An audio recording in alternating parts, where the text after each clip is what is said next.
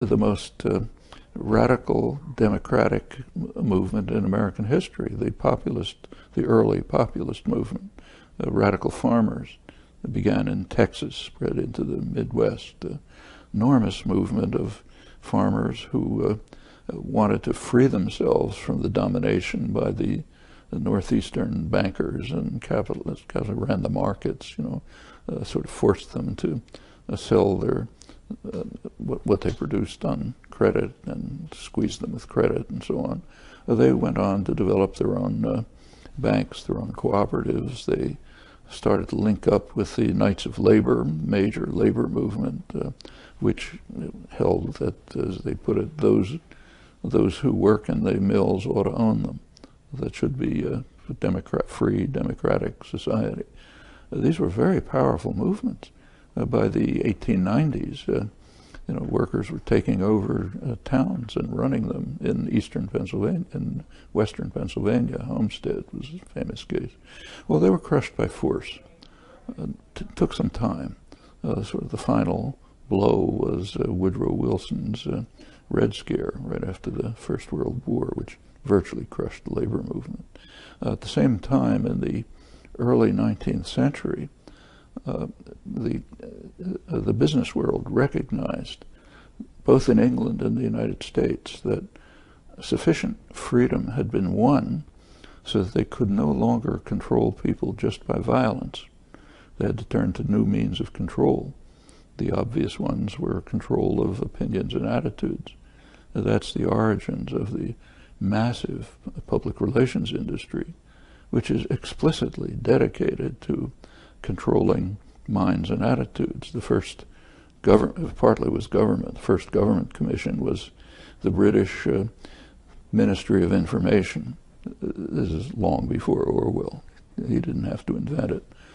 So the Ministry of Information had as its goal to control the minds of the people of the world, but particularly the minds of American intellectuals, for a very good reason. They knew that if they could delude American intellectuals into supporting British policy, they could be very effective in imposing that on the population of the United States. The British, of course, were desperate to get the Americans into the war. It was a pacifist population. Woodrow Wilson won the 1916 election with the slogan, peace without victory. And they had to drive a pacifist population into a population that bitterly hated all things German, wanted to tear the Germans apart. The Boston Symphony Orchestra couldn't play Beethoven, and they succeeded. Wilson set up a counterpart to the Ministry of Information. It's called the Committee on Public Information. Again, you can guess what it was. And they at least felt, that probably correctly, that they had succeeded in carrying out this massive change of opinion on the part of the population and driving the pacifist population into, warmongering fanatics. And the people on the commission learned a lesson. One of them was Edward Bernays, who went on to be the main guru of the public relations industry. Another one was Walter Lippmann, who was the leading progressive intellectual of the 20th century. And they both drew the same lessons and said so. The lessons were that we have what Lippmann called a new art in democracy, manufacturing consent. That's where Ed Herman and I took the phrase from. For Bernays, it was engineering of consent. The conception was that the intelligent minority, who of course is us, have to make sure that we can run the affairs of public affairs of state, the economy, and so on. We're the only ones capable of doing it, of course. And we have to be, I'm quoting, free from the roar and the trampling of the bewildered herd, the ignorant and meddlesome outsiders, the general public. They have a role. Their role is to be spectators, not participants.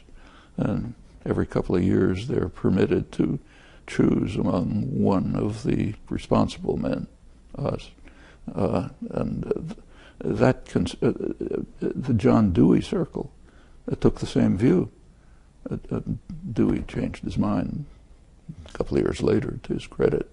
But at that time, Dewey and his circle were writing that, speaking of the First World War, that this is the first war in history that was not organized and manipulated by the military and the political figures and so on, but rather it was carefully planned by rational calculation of the intelligent men in the community, namely us, and we thought it through carefully and decided that this is the reasonable thing to do for all kind of benevolent reasons.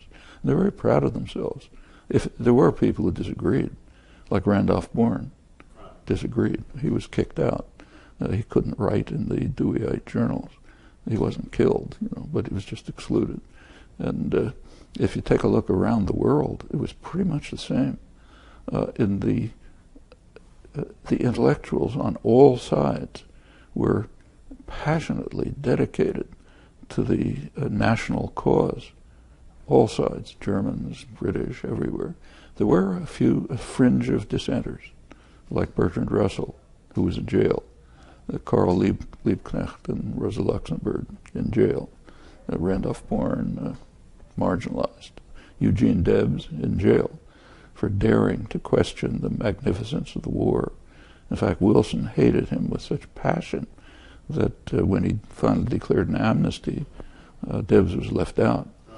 Had to wait for Warren Harding to release him, and he was the leading labor figure in the country. He was a candidate for president, Socialist Party, and so on. But the lesson that came out is we believe you can and of course ought to control the public, and if we can't do it by force, we'll do it by manufacturing consent, by engineering of consent. Out of that comes the huge public relations industry, massive industry dedicated to this. Incidentally, it's also dedicated to undermining markets, a fact that's rarely noticed, but is quite obvious. Business hates markets. They don't want them. And you can see it very clearly. Markets, if you take an economics course, are based on rational, informed consumers making rational choices. Turn on the television set and look at the first ad you see. It's trying to create uninformed consumers making irrational choices. That's the whole point of the huge advertising industry, but also to try to control and manipulate thought. And it takes various forms in different institutions. Media do it one way, the academic institutions do it another way. And the educational system is a crucial part of it. It's not a new observation. There's actually an interesting essay by Orwell's, which is not very well known because it wasn't published. It's the Introduction to Animal Farm. In the introduction, he addresses himself to the people of England, and he says, you shouldn't feel too self-righteous reading this satire of the totalitarian enemy, because in free England, ideas can be suppressed without the use of force. And he doesn't say much about it. He actually has two sentences. He says the press, one reason is the press is owned by wealthy men who have every reason not to want certain ideas to be expressed. But the second reason, more important one in my view, is a good education. He said if you've gone to all the good schools, Oxford, Cambridge, and so on, you have instilled into you the understanding that there are certain things it wouldn't do to say. And I don't think he went far enough. Wouldn't do to think. And that's very broad among the educated classes. That's why overwhelmingly they tend to support state power and state violence, and maybe with some qualifications, like, say, Obama is regarded as a critic of the invasion of Iraq. Why? Because he thought it was a strategic blunder. That puts him on the same moral level as some Nazi general who thought that the Second Front was a strategic blunder. You should knock off England first. That's called criticism. And sometimes it's kind of outlandish. For example, there was just a review in the New York Times book review of Glenn Greenwood's new book by Michael Kinsley, and which bitterly condemned him as mostly character assassination, didn't say anything substantive. But Kinsley did say that it's ridiculous to think that there's any repression in the media in the United States, because we can write quite freely and criticize anything. And he can, but then you have to look at what he says. And it's quite interesting. Michael Kinsley, in the 1980s, when the major local news story was the massive U.S. atrocities in Central America, they were horrendous. I mean, it wasn't presented that way, but that's what was happening. Kinsley was the voice of the left on television, and there were interesting incidents. At one point, the U.S. Southern Command, which ran was the overseer of these actions, gave instructions to the terrorist force that they were running in Nicaragua, called the Contras, and they were a terrorist force. They gave them orders they said, not to duke it out with the Sandinistas, meaning avoid the Nicaraguan army, and attack undefended targets like agricultural cooperatives and health clinics and so on.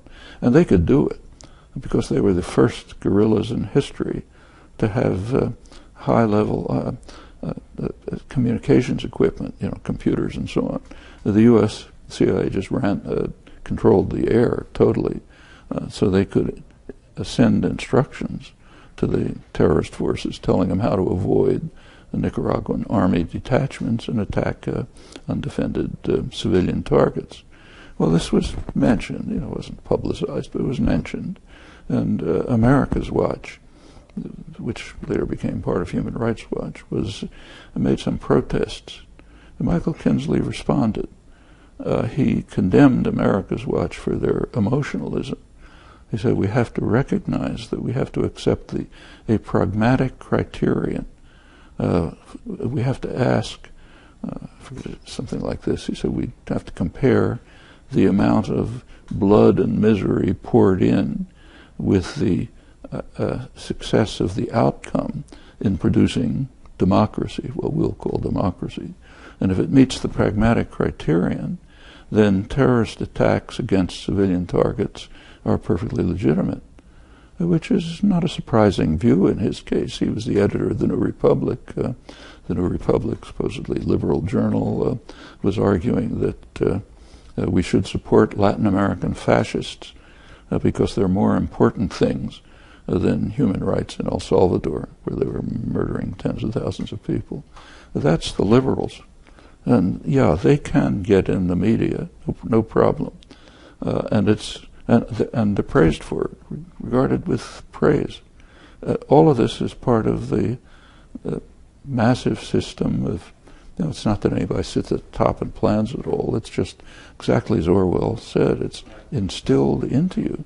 It's part of a deep indoctrination system which leads to a certain way of looking at the world and looking at authority, which says, yes, we have to be subordinate to authority. We have to believe we're very independent and free and proud of it. As long as we keep within the limits, we are. Try to go beyond those limits, you're out.